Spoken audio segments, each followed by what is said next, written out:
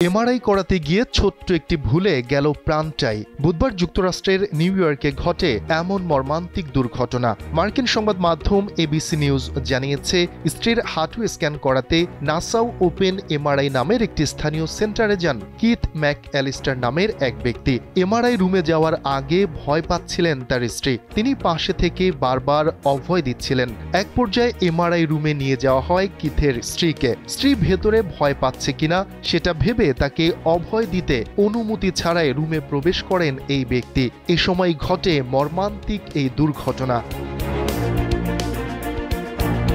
সংবাদ মাধ্যমটি আরও জানায়, স্ত্রীকে অভয় দিতে অনুমতি ছাড়াই রুমটিতে ঢুকে পড়েন কিথ।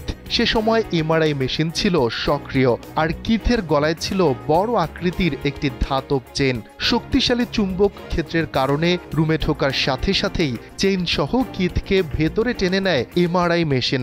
এতে মারাত্মক আহত হন তিনি। এরপর সেখান থেকে তাকে দ্রুত বের করে হাসপাতালে নেওয়া হলেও শেষ রক্ষাটা আর হয়নি। চিকিৎসাধীন অবস্থায় স্থানীয় সময় বৃহস্পতিবার দুপুরে মারা যান তিনি। এমআরআই মেশিন ব্যবহারের আগে সাধারণত রোগীদের ধাতব বস্তু ছাড়া কক্ষে প্রবেশ করতে হয়। এমনকি পোশাক পর্যন্ত পরিবর্তন করানো হয় যাতে কোনো ধাতব উপাদান সেখানে না থাকে।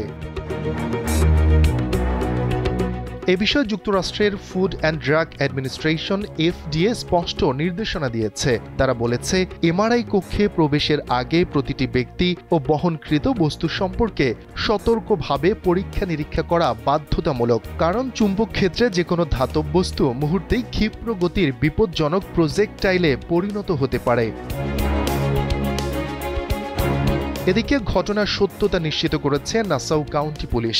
জানিয়েছে, নাসাউ ওপেন এমআরআই নামের ওই প্রতিষ্ঠানে সক্রিয় এমআরআই মেশিনের কক্ষে অনুমতি ছাড়াই ধাতব চেন পরে প্রবেশ করেন ওই ব্যক্তি। সেখানে থাকা শক্তিশালী চুম্বক ক্ষেত্রের কারণেই মৃত্যু হয় কিথের।